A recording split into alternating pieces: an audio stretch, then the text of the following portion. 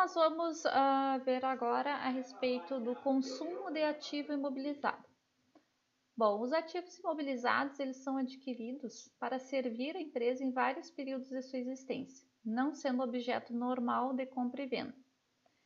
A aquisição do imóvel onde a empresa se instala, a compra de equipamentos, veículos, móveis, utensílios, etc., necessários para atingir os fins a que ela se propõe, são ativos fixos que não se destinam à venda. Então, vocês lembram daquele exercício que nós fizemos da empresa que vendia móveis, né? Então, esses móveis, se ela vendia os móveis para aquela empresa, são considerados mercadorias. Para ser considerado um ativo fixo, um ativo imobilizado, esses móveis eles não podem se destinar à venda. Então, são esses detalhes que nós precisamos estar atentos, certo? Por que ativo imobilizado? Porque os não se movem? Não, né? Na verdade, imobilizado é porque a empresa não tem intenção de vender, certo? Então, a gente tem lá no nosso ativo imobilizado ou no nosso ativo fixo equipamentos, móveis e utensílios, veículos. Por quê? Porque a empresa ela não tem essa intenção de se desfazer desses ativos, certo?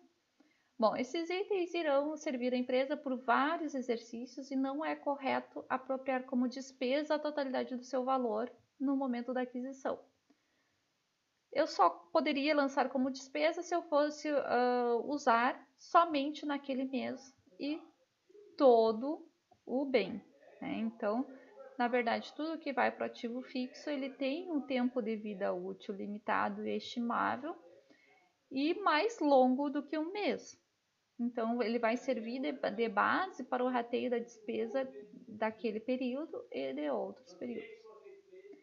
A distribuição da despesa, então, por vários períodos contábeis no valor do ativo fixo é feito pelo procedimento contábil denominado depreciação.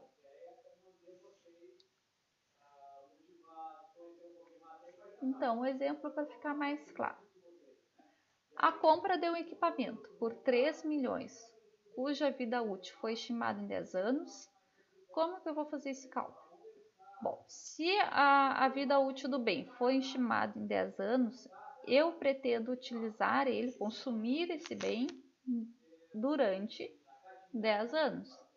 Então, ele vai lá para o meu ativo, como se fosse o meu estoque de mercadorias, e a cada ano ou a cada mês, dependendo da forma de contabilização, eu vou dando baixa em uma parcela de despesa daquele bem. Então, para calcular isso, como é que eu vou fazer? Vou pegar o valor do bem, os 3 milhões, e vou dividir pela vida útil em anos ou em meses. Então, se eu quiser saber o valor da depreciação por ano, eu vou dividir por 10 anos. Se eu quiser saber o valor da depreciação por mês, eu vou dividir por 120 meses, certo? Então, a depreciação a ser lançada, se eu for lançar por ano, vai ser 300 mil por ano ou 25 mil por mês. Ok? Acho que tá tranquilo. Pela compra do bem, então, como é que ficam os lançamentos? Quando eu compro, eu vou debitar o bens em operação, ou equipamentos, ou móveis, né? E vou creditar o caixa ou o banco conta movimento, dependendo de como eu fiz o pagamento desse bem. Pelo consumo do bem, a cada mês eu vou dar baixa, então, em uma parcela desse bem, debitando despesas de depreciação e creditando depreciação acumulada.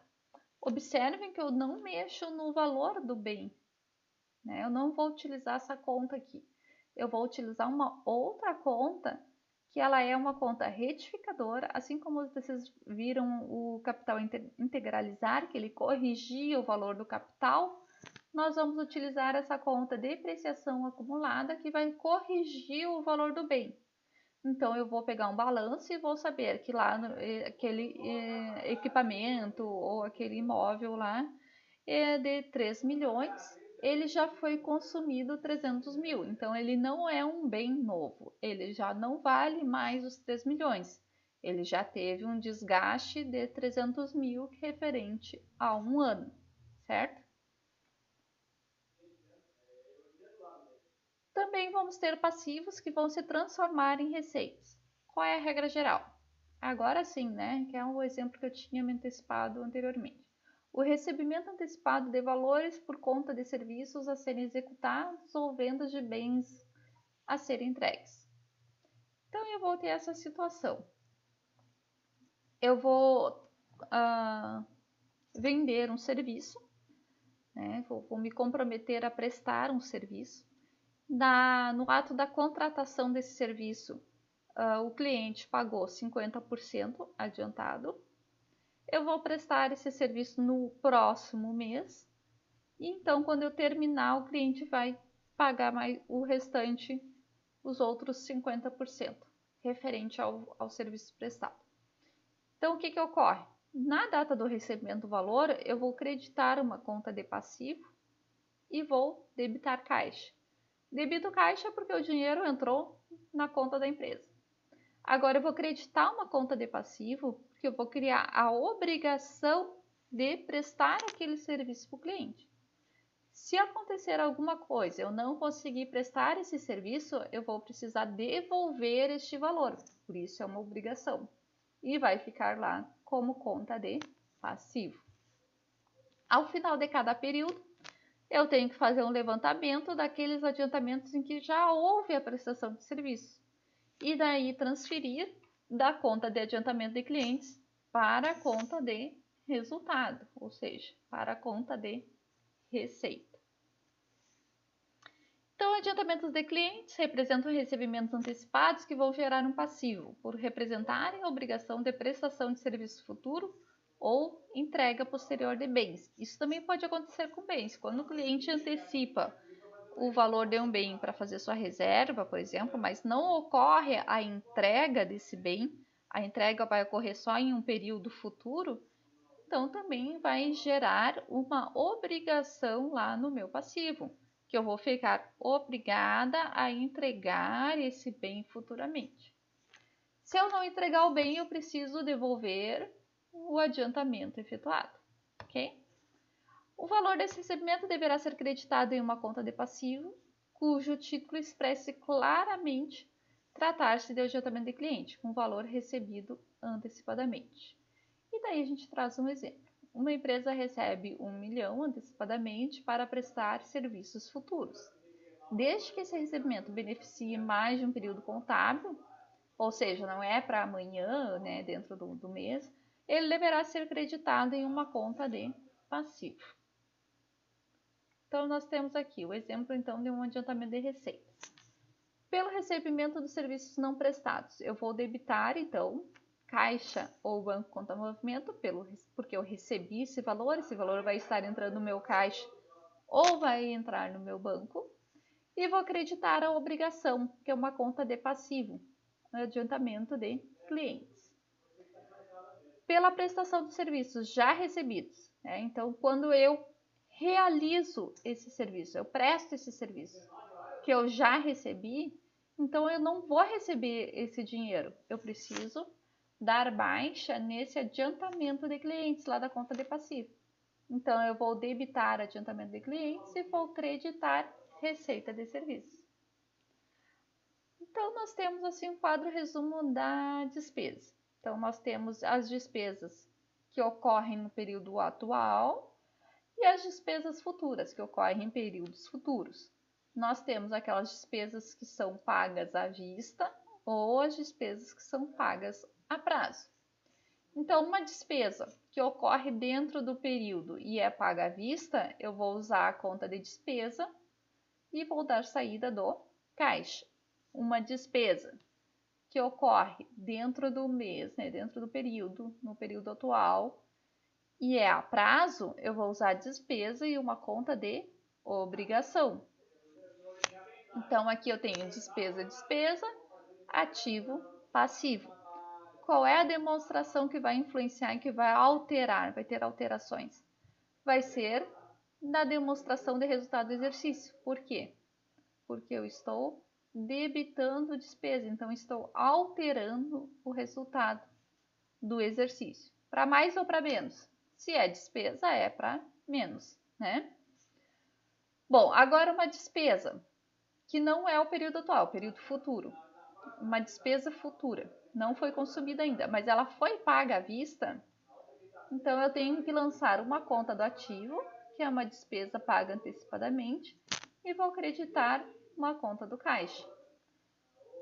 O que ocorre lá no meu patrimônio? Ou vai ocorrer uma diminuição de caixa.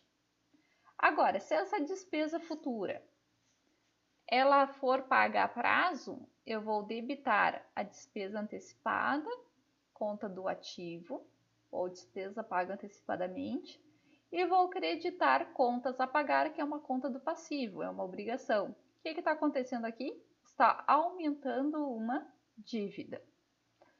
Qual é a demonstração que vai apresentar alterações aqui? Essa despesa paga antecipadamente é conta de ativo. Aqui é conta de ativo. Aqui, conta de ativo. Aqui, conta de passivo. Então, vai alterar o quê? Vai alterar o meu balanço patrimonial, certo? Agora, também tem o quadro resumo da receita.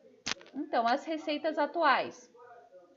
À vista, como que vai ser lançada? Débito de caixa, crédito de receita. Receita atual. A prazo, eu vou utilizar débito de contas a receber, que é um direito que eu vou ter a receber, crédito de receita.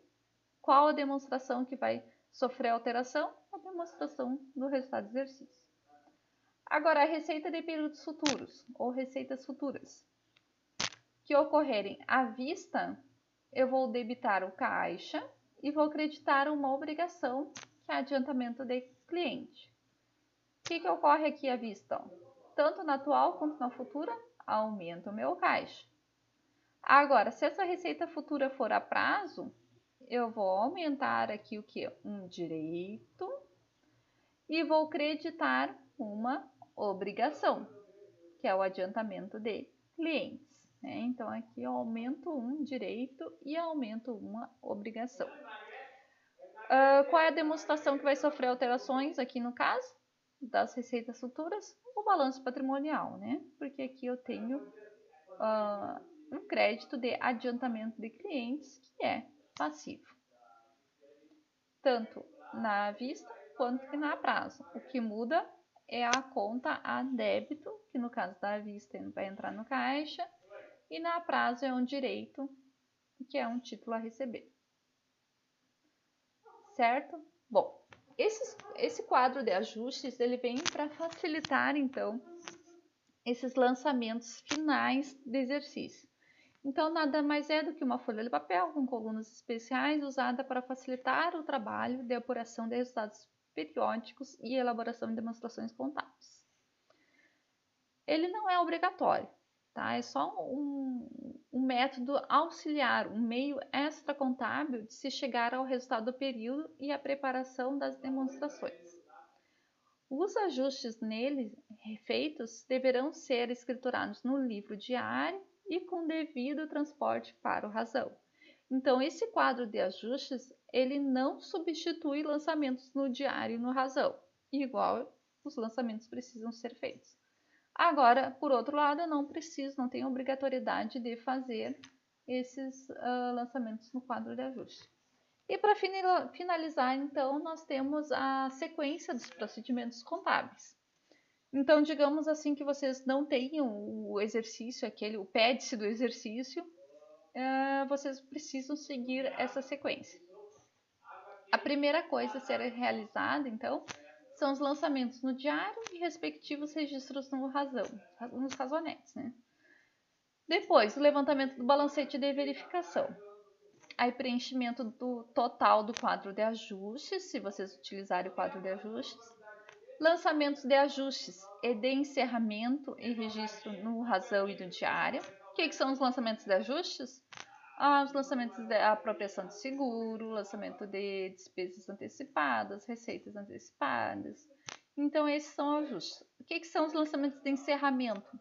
São aqueles zeramentos das despesas, zeramentos das receitas e distribuição do resultado que nós vimos nos exercícios anteriores. Quinto lugar, levantamento de balancete de verificação. E por último, então, a preparação das demonstrações, o balanço das contas patrimoniais e a DRE das contas de resultado. Ok? Certo?